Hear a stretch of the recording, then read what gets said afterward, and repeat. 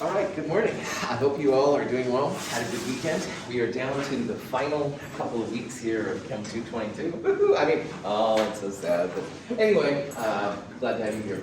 Today what we're going to do is we're going to finish chapter 12 lecture. I want to go back a little bit and review a little bit of what we talked about. And then we'll start on chapter 21. And even though it's nuclear chemistry, health exposure, stuff like that, I'm hoping that you'll see there's some kind of fun things in there. This Wednesday, Kinetics 1 lab is due, but the important part is that this Wednesday will be class presentation week. And what we'll do is in this room, all right, you will present on your material. You'll turn in the paper that goes along with it. The presentation will be literally in front of this group. Now, I suspect there will be a few more people on Wednesday than there are right now, but you never can tell. So either way, it's just going to be in front of this group, so it's pretty small. You've got this computer up here, not my Mac, but the Windows one, if you need to use like Google and stuff like that. If you have a thumb drive, there's a little USB slot you can put things in, stuff like that. Or you can just come up and talk, which is great too. Any of these ways are awesome. But I really am looking forward to your presentation. The ideas and stuff that you find will be, a lot of them will be things I've never heard before. So it's cool for me to learn about these things as well, stuff like that. We don't have a quiz this week. We don't have a problem set this week. Next week will be the final problem set, quiz, jazz like that. Any questions on that kind of stuff? Very cool. So we left off last Monday talking about mechanisms. And I kind of want to backtrack just a little bit and talk about where we are. So at the top right here is the overall reaction. And it's not like super exciting or anything, but we're looking at hydrogen peroxide reacting with some iodine with a little acid in it. And in the process, iodine, I2, is made, as well as a couple waters. And this is what chemists have done forever. They figured out reactants and products, stoichiometries, jazz like that. Now, let's say that Ben and I want to know how fast this reaction goes and if there's any way we can speed it up. So this part right here, the second line, rate equals K times iodine times H2O2, iodine, that's the rate law, okay? And the rate law is what you do in the lab. And it's kind of like what we did in the Kinetics Part 1 lab, where you changed acetone concentrations, well, that everything else the same. And then you changed HCl, but everything else was the same, et cetera, et cetera. And through all of that for this reaction, this is the rate law. So rate equals K times iodide to the first power times H2O to the first power. Now, notice a couple of things there. There's two iodides, but iodide is a first order reactant. And the same, and hydrogen peroxide is first order, and there's only one. And H plus doesn't appear at all. So the first thing I want to point out is that the stoichiometry, i.e. the amounts of reactants that go into the reaction, are not necessarily, and often quite different, from the rate law orders, all right? Sometimes they're the same, sometimes they're not. But in this case, you can see there's two iodides, but there's only like one iodide in the rate law. And H2O2 is there, and H plus isn't even there. So this is the rate law, and this is what comes from experiment. So now Ben and I want to think about why is it first order with iodide instead of, say, second order? Why is it first order H2O2? And because H plus doesn't even appear, really H plus is a zero order reactant. Why is it this way? And Ben and I realized that by looking at this rate law, that the iodide and the H2O2 will affect how fast the reaction goes. So if we want this reaction to go, we might double the iodide, or we might double the H2O2, because anything we do to these two will affect the speed or rate of the reaction. If we go from 0.1 molar to 1 molar H plus, in theory, no effect on the speed, all right, because H plus is not part of the rate law. Questions on that part so far? Okay, so then Ben and I think about this for a while, and we come up with this mechanism. So a mechanism is literally how you go from reactants A to products B. And a couple of things about mechanisms, all right? First of all, any mechanism, and I did this over here on the board, any mechanism, when you add up all the reactants and products, should give you the overall reaction. So if you look over here on the board, for example, in our mechanism, there's an HOI as a product, and there's an HOI as a reactant. So HOI essentially cancels out. All right, if you have one on both sides, you can subtract HOI, blah, blah, blah. In addition here, there's a hydroxide here and a hydroxide there. So two OH minuses as products, and there's two OH minuses here as reactants. So the OH minuses all cancel out. So if you look at what's left here, H2O2 or HOOH is there.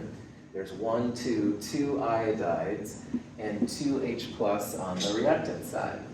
And then the only products are iodine and water. So we have a valid mechanism because all of the reactants and products, when added together, gives the overall reaction. That's the first thing you need for a good mechanism. But there's one more thing we need too. You'll notice here that step 1 says slow, and 2 and 3 say fast, all right? So the first one is slow, and the second two are fast. The slow step is what makes the reaction as fast or slow as it is. And I babbled, I think, last Monday about how a chain is no stronger than the weakest link. Well, a reaction is no faster than the slowest step. And the rate law gives you a hint as to what reactants are in that slow step. So you'll see here in the slow step, there's an H2O2 or HOOH, and there's also an I minus, just one, all right? So we're proposing here that the slow step is literally one iodide and one H2O2 coming together. The other iodide and the two H pluses are involved in the fast steps, and they won't affect how fast the reaction goes. So our mechanism is good here because A, all three steps together give the overall reaction, check, and B, the slow step reactants are literally what's in the rate law, all right? If this would have been iodide squared H2O2, then we would have had to have a 2 right there and figure out different products and stuff from there. So, any questions on that point? A mechanism is truly like philosophical to a point, all right? You can make up like just about anything that based on hopefully some chemistry, blah, blah, blah. As long, again, as all steps combined give the overall reaction, and the slow step is what you see from the rate law.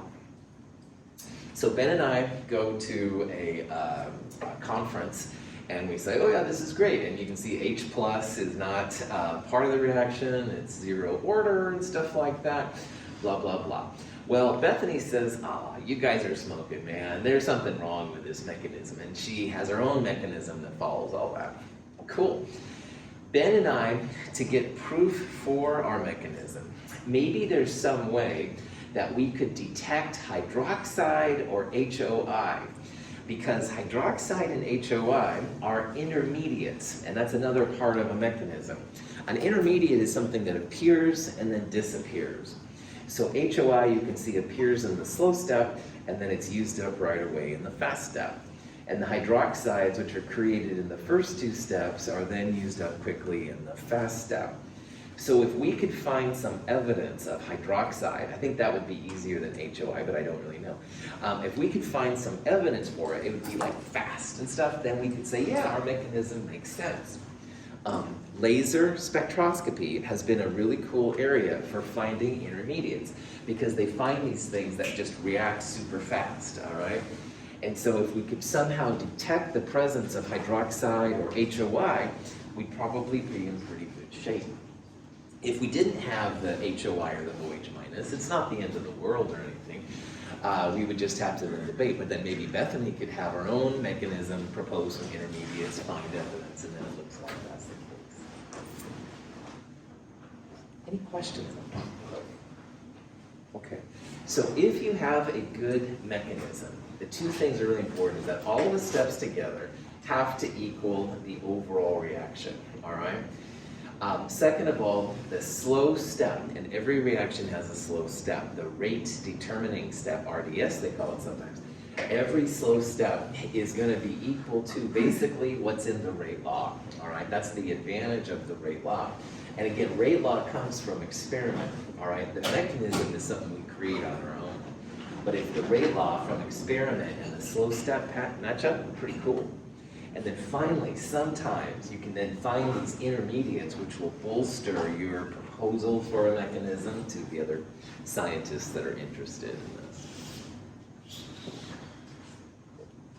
All right, so here's a reaction. I think I showed it on last week, but I want to show it just one more time. This is a reaction of NO2 and CO. And in this reaction, NO2 plus CO makes CO2 plus NO. But that's not so important here. What I'd like you to do is predict, based on this mechanism, what rate law you would expect. And again, the punchline here is that that slow step, you want to look at the reactants to see, and those reactants should be in your rate law. So for example, the first one right here has one NO2, but it also has CO.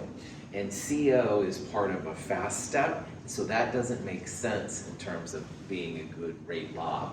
Or if this was the rate law, then this would be a bad mechanism. The next one has an NO2 and no CO, but notice in the slow step how there's two NO2s, all right? And if there's two NO2s, that's what a second order reactant is all about. So the best rate law here for this mechanism would be C. Two NO2s are coming together. The rate then depends on two of those NO2s. That's what that means. So if this is a good mechanism, we would predict that CO is zero order. It doesn't show up in the rate law at all. And we would also say then that NO2 is a second order reactant, all right? And again, the slow step is kind of the key. Slow step is sometimes called rate determining step, RDS. So if you see that term, that's what it means. Any questions on that? Okay, so if the first step is slow, and there's 3 steps total, this is a reaction mechanism, reaction mechanism display, whatever, okay? And each little hump, as we talked about last week, is one of the steps. Well, the slowest step has to be the highest energy of activation, all right? That's what a slow step means. It has the biggest energy to go over before it goes on to the next pieces. And the other steps can be big or small, it's hard to say, but the first one's gonna be the biggest because it's the slow step. Slow means high energy of activation, all right? And fast means relatively low energy of activation. So if you have a slow step, you better have a pretty high energy of activation. Questions on that? All right. So the first step, step 1, it's bimolecular, which means 2 pieces coming together to make the product. And because it's the slow step, the reactants in the slow step should be in the rate law, and that's what we see, all right? So the rate we find from experiment, which is independent of the mechanism. Rate law is first order with iodide and H2O. That's like saying there's one I and one H2O2 in the slow step. And that's what this mechanism says right here. We should have just one I and one H2O2. Reaction intermediates are a big part of this, and reaction intermediates can help you sometimes to give evidence that your mechanism is valid. So both hydroxide and HOI are good reaction intermediates. Now HOI, which is hypoiodic acid, which is a weird acid, hypoiodous acid, excuse me, very unstable acid. It's not something you can generally have like sitting around in a bottle. So if it was created, it does make sense that it would react pretty quickly with something else around it. And anytime you've got base and acid coming together to make water, that's going to be a pretty fast reaction too. Those chemicals really want to rock and roll with each other. So again, HOI and both OH minuses here are reaction intermediates, and we might be able to find some evidence for them and then bolster our. So we're trying to figure out why the speed is dependent on the iodine and the H2O2. And in our mechanism, that's the slow step, all right? Everything else after that is fast. So again, if you wanted to make this reaction faster, add extra iodide, add extra H2O2, but you don't have to add any more H+, because that's zero order. That shouldn't affect your reaction speed at all. If you're totally bored, haha, don't throw tomatoes at me. I did write a mechanisms guide. It's on the website, and it's a couple pages that goes more into detail as to how this works out. And it talks about how to figure out a mechanism from a rate law and what the mechanism means. Again, mechanisms, you can make up just about anything you want as long as all the steps equal the overall reaction and the rate law are basically in the slow step of your mechanism. Questions? Okay, so here's an example. Scientists have proposed two different mechanisms. And the reaction is iodide and CH3I, or excuse me, chlorine, CH3I and chloride, there we go, making CH3ICl, and the iodine gets, and the chlorine gets kicked out. So there's two possible mechanisms here. And in the first one, CH3I is breaking down by itself into CH3 plus iodide. And CH3 plus would be pretty reactive. Carbon likes to have 4 bonds, and it's only got 3. So it will react with almost anything, which includes chloride, to make CH3Cl. That's the first mechanism. In the second mechanism, the CH3I reacts with chloride immediately to make a 5-coordinate carbon species. This carbon has 3 H's, an I, and a Cl, and you know that's not stable because carbon always likes to have 4 pieces around it. So in the second phase, it kicks out the iodide for whatever reason and makes CH3Cl. So those are two mechanisms to propose what's happening in this reaction. And the question is, if the rate law is K times CH3I, which of the mechanisms is consistent? And what you can do here is look at the slow steps, all right? Because the reactants in the slow step will appear in the rate law. Mechanism 2 here has CH3I plus Cl making other stuff. What would be the rate law if mechanism 2 was valid? How would it be different from this rate law? It would have Cl. It would have Cl, outstanding. Anything, all the reactants in the slow step will show up in the rate law. So if mechanism 2 was valid, you would have CH3I to the first power, but you'd also have Cl minus to the first power. Chloride would be a first order reactant. As written with this rate law right here, what is the order of chloride? 0, good. If it was 1, then you'd have, it would literally be listed like right there. And because it's not there, right on Ben, it would be a 0 order reactant. So you can probably see then that in this slow step, in the first one, we only have CH3I. Cl minus doesn't appear until the fast step, all right? So in this one, mechanism 1 makes sense. Only CH3I is the reactant in mechanism 1, and that's what we see here in the slow step. In the fast step, chloride appears. Chloride won't appear in this mechanism in the rate law at all. If this would have been mechanism 2 instead of mechanism 1, we would have had rate equals K times CH3I, and then we would have Cl minus as a first order reactant. So the slow step is pretty important in a mechanism, and whatever you see in your rate law, that's what's going to be in the slow step. Questions? Okay. Mechanisms can be super useful, and in organic chemistry, you can actually use mechanisms to predict how things are going to react. There's lots of different mechanisms in organic chemistry, and this is just informational, all right? These are called SN1 and SN2 reactions, and it's something you'll see in organic chemistry when you're taking it. Whoops. Whoops, excuse me, my sound was not quite set up. Nervous instructor laughter as the sound is shifted over. Let's try that again. In the unimolecular SN1 mechanism for a nucleophilic substitution reaction, the bond between the carbon and the leaving group breaks prior to formation of the bond between the carbon and the entering group. In the bimolecular SN2 mechanism for a nucleophilic substitution reaction, the formation of the bond between the carbon atom and the entering species occurs simultaneously with dissociation of the bond between the carbon and leaving group. So these are just examples. It's in SN1 there you had essentially like a 3-coordinate or carbon with 3 bonds, and in SN2 we had a 5-coordinate or a carbon with 5 bonds, and those were both super unstable. All right, carbon likes to have 4 bonds, end of story. So in order to get from 3 and 5 bonds, something either has to be gained or lost, all right, really quickly, and that's what's happening in these reactions. So there's cool things you can do with this kind of stuff.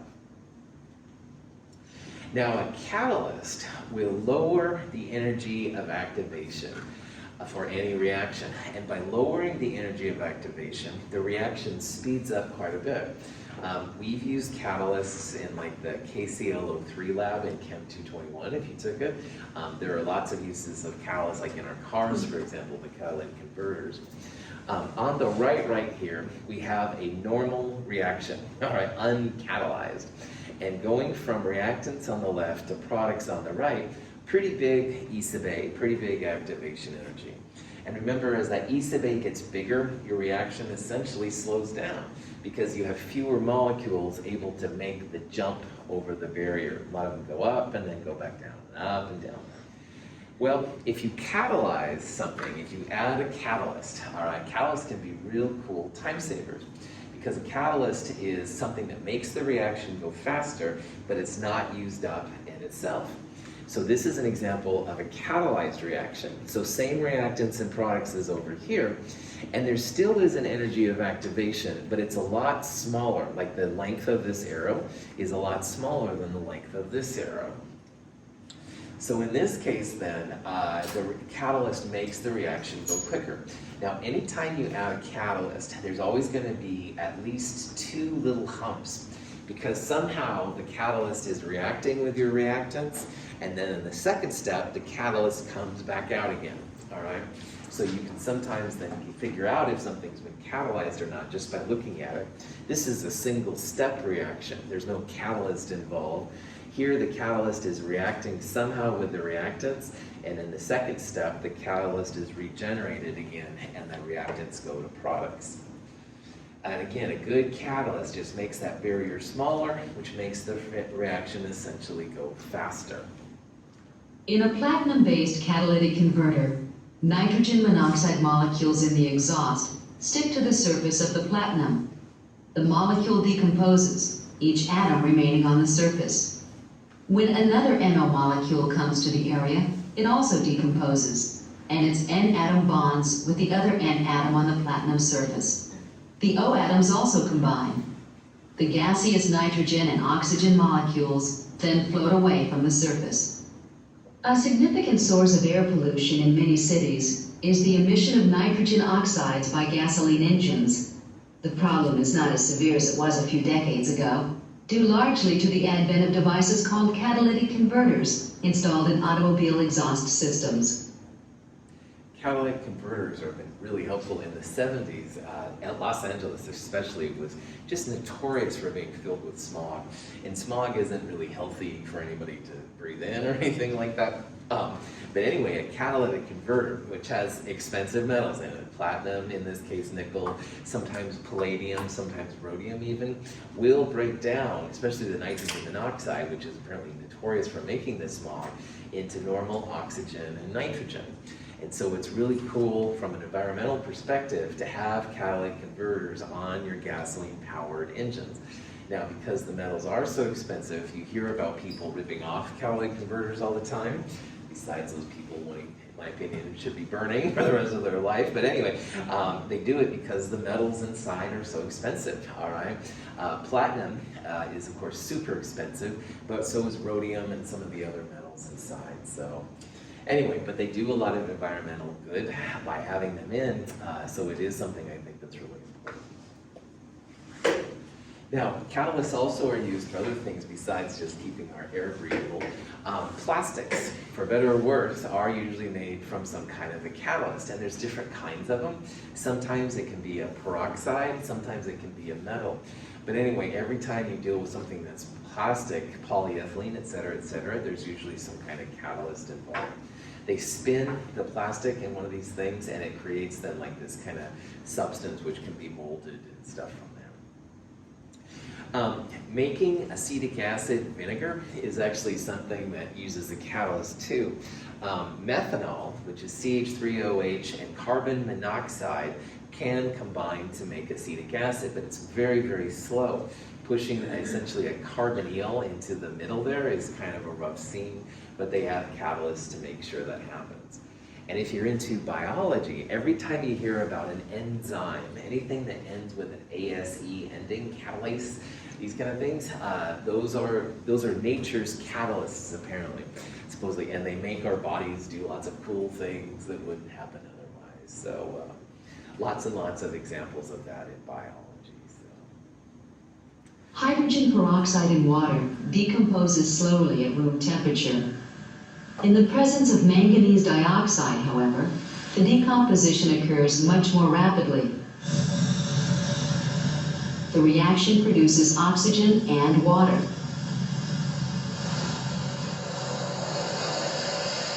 The manganese dioxide is not consumed or otherwise altered by the reaction. It serves only as a catalyst and makes the reaction occur more rapidly. I've shown this video before, but I want to talk about it now in terms of a catalyst. And the reaction is just good old hydrogen peroxide breaking down to water and oxygen. And this will happen eventually, but it's super slow, all right? If you buy hydrogen peroxide at the store, it comes in a brown bottle, you're supposed to keep it refrigerated. The reaction will break down with light or heat, so if you minimize those two things, it's better. But again, pretty big energy of activation. So if we really wanted to make this thing rock and roll, add something like MnO2, manganese 4 oxide, manganese dioxide. Anyway, MnO2 is a relatively cheap catalyst, and it makes the reaction faster. So in terms of the diagram, the black line is the uncatalyzed reaction, and it's pretty tall and it's pretty slow. Single step is what they feel happens. The H2O2 reacts with another H2O2 and breaks down. However, with a catalyst inside, first of all, a catalyst makes 2 steps. And I don't quite understand the mechanism, but in this first step, what I can say is that somehow the MnO2 is reacting with an H2O2, and it's making something. Now, with metals, like this is a manganese 4, I would guess it's going to like a manganese 2 or manganese 3, but I really don't know what's happening here. That's the first step. And then in the second step, whatever manganese was made in the first step is being regenerated as MnO2. And in the process, water and oxygen is kicked out. So at the end of this mechanism, the MnO2 is still good to go. You could evaporate the water and reuse the MnO2, which is cool. MnO2 isn't the most expensive catalyst, so we use it here at Mount Hood a lot and stuff, but we could redo it over and over. A good catalyst will have conversion ratios of like 1 million or more. And what that means is that every molecule, every catalyst molecule will transform like 1 million or more reactant molecules into products. And after a while, the catalyst will break down. That happens inevitably, but the more transformations you have, the better. And of course, if you have 10 to the 23rd of these catalysts around, you've got gazillions. Nice science word, but a lot of reactants being able to transform into the products. Here's a reaction which has been studied quite a bit. Going from a cis-2-butene to a trans-2-butene, is a pretty high energy of activation. We looked at this in chapter 8, and we talked about how double bonds don't rotate very well. So you can't turn a cis into trans. It has a very high energy of activation, so normally we wouldn't expect this stuff to break down at all. However, you can catalyze this conversion with iodine. So if you added intentionally or unintentionally some I2, the I2 will lower the energy of activation quite a bit, all right? So instead of having this huge thing it has to go over, it's a much, much smaller steps. So if you have to convert cis to trans to butene, add a little iodine.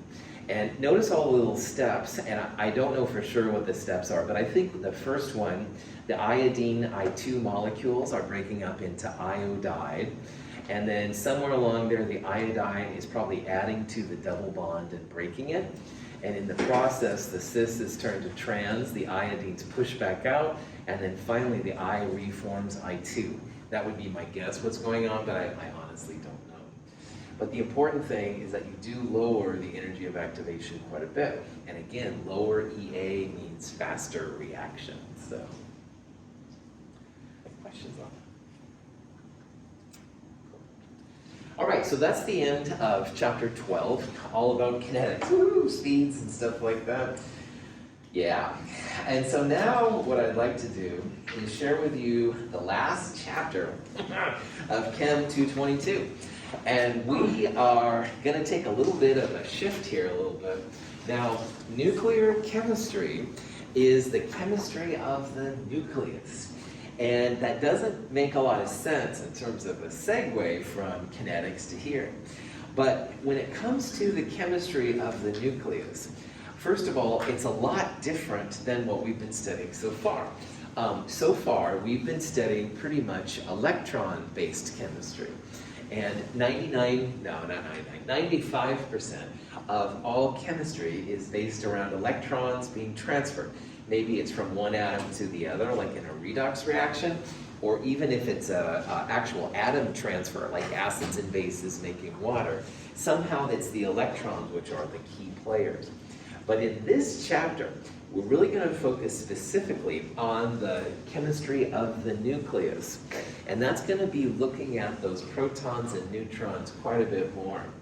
And this is actually pretty relevant, unfortunately. I was reading how in the invasion of the Ukraine, the Russian troops went into the Chernobyl area. And we'll talk about Chernobyl, but Chernobyl is a nuclear radiation hazard zone.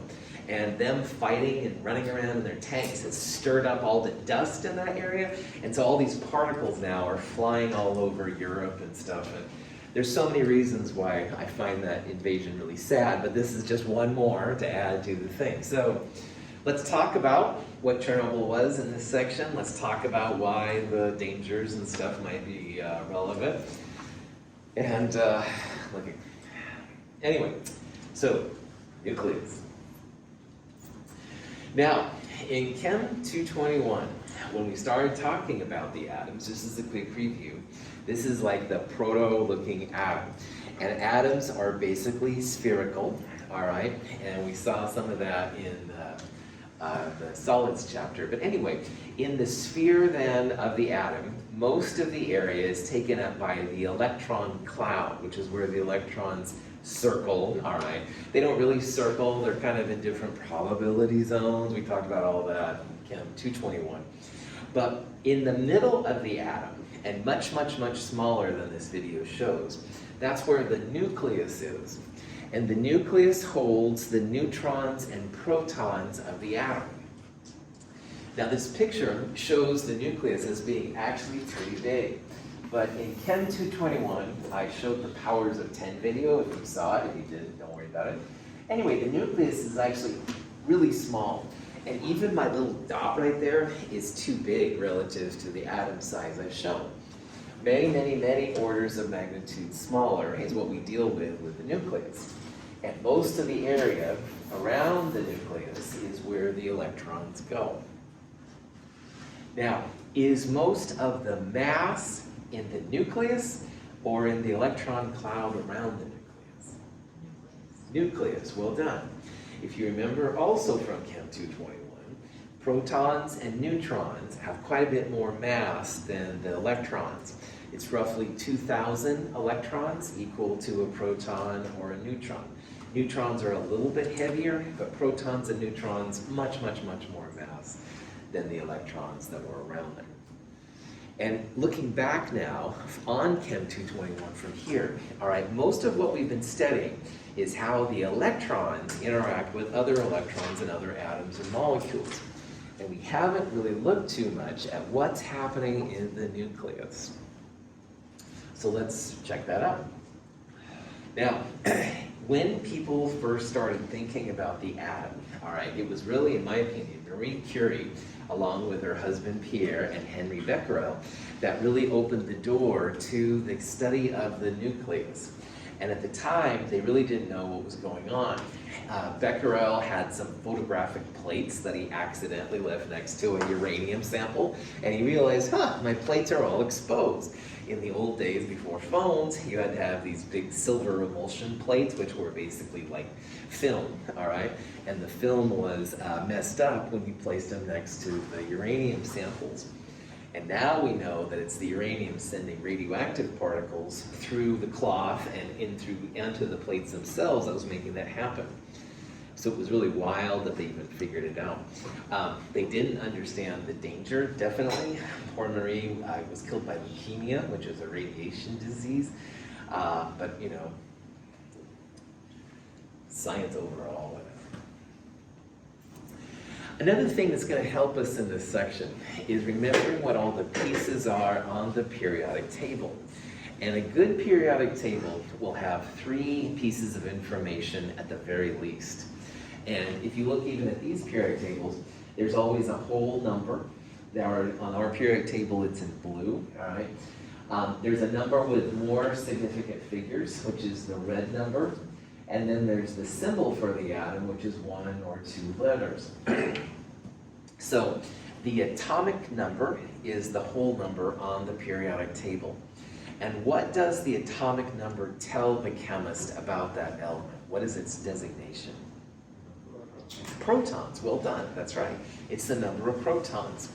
So in this case, aluminum has 13 protons. And if you have an atom with 13 protons, you have aluminum, all right? Those two are connected to each other. If you take away a proton from aluminum, it becomes number 12, which is magnesium. So taking away a proton changes the element's identity. On the other hand, if you added a proton to aluminum with 14 protons, you'd then have silicon. So changing those number of protons is something that's not usually done in chemistry because it's really high energy we're going to see, but if it does change the actual type of element you're looking at, and we'll look at those today. The atomic number oftentimes gets the symbol Z, and again, Z is going to be a whole number. Now, the other number on the periodic table is the one we've used so much, and that's the molar mass / atomic weight, all these kind of names. And it represents an average of all the different isotopes, which we'll talk about in a little bit. So we've used 26.9815 grams per mole a lot when dealing with aluminum or aluminum compounds. Those numbers are super important. But in this thing, we're going to focus more on this number, as we'll see in a little bit. Now, I mentioned isotopes, and isotopes is something else we need to talk about just a little bit. Boron is an example of an atom that has more than one flavor, I like to call it. And flavor perhaps is not the best word, but if I went to Albertsons and I was looking for a cola, I could find, Coca-Cola, Pepsi, maybe RC or some kind of Albertsons generic thing. You could also find, of course, diet colas and cherry colas and stuff like that, but they're all colas. And an isotope is equivalent. It's like a type of a flavor. Now, flavor doesn't mean you should start tasting these by any means. What flavor means here is that isotopes have different number of neutrons. So the bottom number, which is the atomic number Z, that's always the number of protons. So boron always has 5 protons, and 5 protons always means boron. But what does vary is the number of neutrons. So in this particular version of cola, or boron, that I pulled from the shelf, this boron has 5 neutrons. So the top number, if you remember, is called the mass number. It's given the symbol A. Mass numbers are protons plus neutrons because most of the mass is in the protons and neutrons in the nucleus. So this version of boron has a mass number of 10. So we would write that as boron 10 like that with a superscript on the upper left side. Sometimes in chemistry, you don't see the lower left-hand number because the hip chemist knows that boron always has 5 protons, and 5 protons means boron because of the periodic table. You can look right there in the big B and see that it has 5, which means 5 protons. And sometimes you'll see a dash mass number like that. So this is one flavor of boron. And boron does come, though, in more than one flavor. And we talked in Chem 221 how there's a boron 11. 11 is actually more prevalent than boron 12. If boron always has 5 protons, how many neutrons would be in boron 11? 6. Nice job. 6 neutrons. This number, the mass number, minus the atomic number, which in this case is 5, will give you the number of neutrons. So 10 minus 5 is 5 neutrons. 11 minus 5 would be 6 neutrons. So boron exists in both boron 10 and boron 11. So if you go back to the atomic number for boron, 10.811, that represents all the isotopes, all the flavors of boron. And if I had a big bag of boron and I pulled out individual atoms, I would often have boron 11. I would sometimes have boron 10. And in Chem 221, we talked about how there's abundances of isotopes. And so boron 11 was about 80%, and boron 10 was about 20%. So the average boron is closer to 11 than 10. Any questions? Any of this kind of stuff? So, just as a quick reminder, here's a copper question. Copper can be found as 2 primary isotopes, copper 63 and copper 65. And the question here is, which one is more abundant? And at first you might think, oh, you need more information, but I see a lot of you doing this. Right on. Look at the periodic table for copper, number 29. And notice how that number is 63.546. And if your 2 choices are 63 and 65, is 63.546 closer to 63 or 65? 63, that's right. So in this case, copper 63 is more abundant. And in Chem 221, I used number lines a little bit. So like here's 63, here's 65, 64 would be right in the middle. And 63.546, the number on the periodic table, it's certainly closer to 63 than it is 65. So that's why you would make the guess then that 63 was more abundant than 65. Questions on any of that? Okay, now, all the background out of the way. Twilight zone time. Because when we start dealing with the energy of the nucleus, we start getting into a whole bunch of new particles. Now, some of these we've seen a little bit before, but some of these are brand new. And I want to go through and talk about what these different things are. And we'll be using these different particles as we go through this section. So the first one of these new things that we're going to use in this section is called an alpha particle. Its alpha particle is nothing more than a supercharged helium nucleus. And in Chem 221, we talked briefly about alpha radiation. Alpha radiation is just basically uncontrolled alpha particles being kicked out. Now, if you've ever been to a party and there was a helium balloon, and you suck up the helium, and you talk like a chipmunk. Ha ha ha, that's so funny. Using up the world's helium supply, another story. But anyway, in this case, this is not the kind of helium you want to do that, all right? This is like supercharged, revved up, alpha particle stuff. And if you were to up with alpha radiation, it would kill you, all right? These alpha particles are like on super steroid energy. One student a couple years ago said they're on meth, whatever. They're really, it's not normal helium, all right? You can suck a little helium down, and it's not probably the best for you, but it won't kill you necessarily. This is bad news. Alpha radiation is real rough for you. Now, when we talk about alpha particles, all right, it is helium, but it's usually helium without the electrons. These things have so much energy, the electrons are like kicked off. Anyway, when we write an alpha particle, we're going to use one of these kind of notations. You can use either one. You can either use the standard helium, or a lot of people will call it just an alpha particle. That's the alpha symbol from the Greek letter.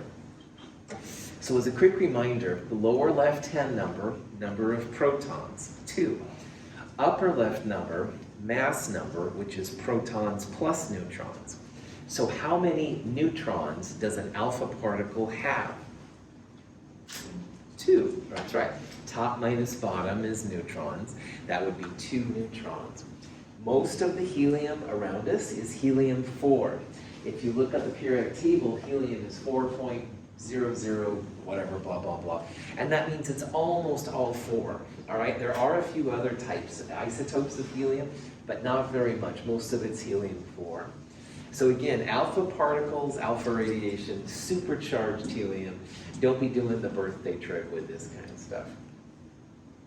Questions on that? Okay, beta radiation is basically beta particles being kicked out of some kind of atomic system. And in Chem 221, we did talk about how beta radiation essentially supercharged electrons. Now you can take an electron and turn a sodium ion into sodium metal and stuff like that, but not with beta radiation. These electrons are supercharged, all right? They have more energy than a normal electron would by any means. So you don't want to mess around with beta particles either. Now, the symbolism for a beta particle is really weird. So first of all, an electron doesn't have any protons and it doesn't have any neutrons. So the 0 on top kind of makes sense. However, notice the bottom is -1, and I'll show you why we're using -1 later. All right, so just realize the beta particle has a -1 down there. This is the Greek symbol for beta. You can use that, or you can use just an electron. Either way is fine. I'll talk more about why that's -1 coming up here in a little bit. Now, the third kind, which is something we did talk about in Chem 221 a little bit, is gamma radiation. Now, gamma radiation is massless radiation. It's just pure energy. And if you remember from the end of Chem 221, we talked about the electromagnetic spectrum. Gamma radiation was the highest energy, had the highest frequency, the smallest wavelength, all that kind of jazz. So there's no numbers associated with it. If you want to put numbers, you can put 0 and 0, but most people just put a gamma right there. That's a Greek gamma symbol, and again, that's pure energy. In Chem 221, we talked a little bit about how, I don't know, Caleb's mad at me, so he fires an alpha gun at me. And most of the time, alpha particles will bounce off your clothes, all right? Alpha particles are pretty massive, and unless they're super charged, most of the time even clothes will protect us. So then Caleb brings out the beta gun. Well, they would go through my clothes, but usually skin is a pretty good protector of beta particles. But man, if he pulls the gamma gun, I'm running because it's basically distance, all right? If gamma particles go through just about anything, unless you have a ton of lead or something like that, it's basically just run away because gamma particles are bad news. In the Chernobyl process, there was some colors seen by some people, and it was basically a death sentence for them because the colors were interacting with the atmosphere to make the colors, but it was the gamma radiation that was coming right at them. I never you should never, pay attention to my cultural trends and what I watch for movies and stuff. However, on HBO, there was the Chernobyl series.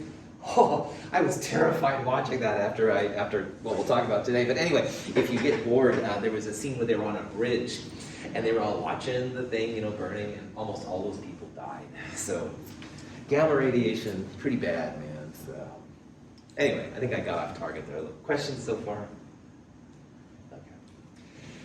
A proton is something we'll deal with when we talk about these. Now, a proton is just literally a proton. Most of the time, these are supercharged too.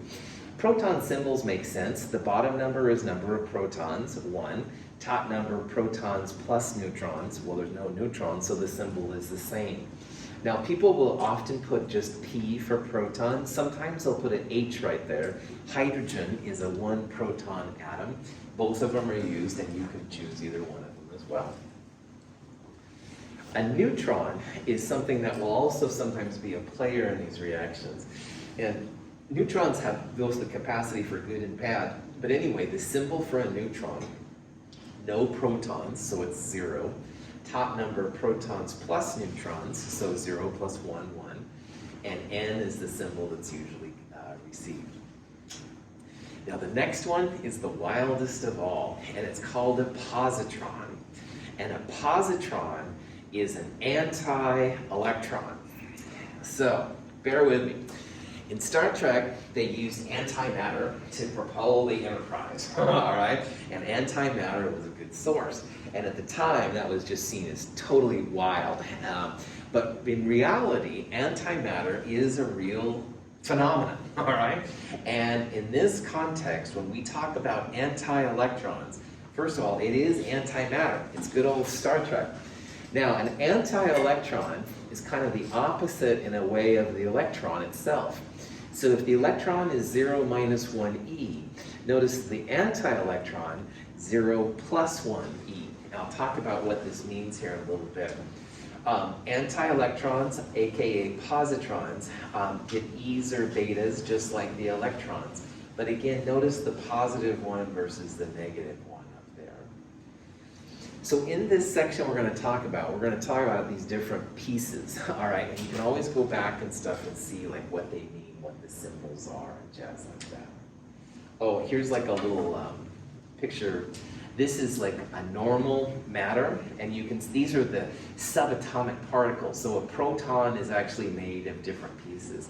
Well, in an antiproton, you also have pieces, but these are the opposites. And again, I am not an expert in the really small particles, but every position has it. You can have an anti-hydrogen atom. Whoa. You can have a positron instead of an electron, because a positron is an anti-electron. And you can have antiprotons instead of protons. This is real exciting stuff in physics, all right? And I'm definitely putting my big toe here in physics for a little bit, but we don't need to worry about that. We're going to worry more about these particles and how they react with other things here in a little bit. Any questions? Okay. This is a good place to take a break. It's about 9:53, so 9:58 or so, we'll start up with this stuff again.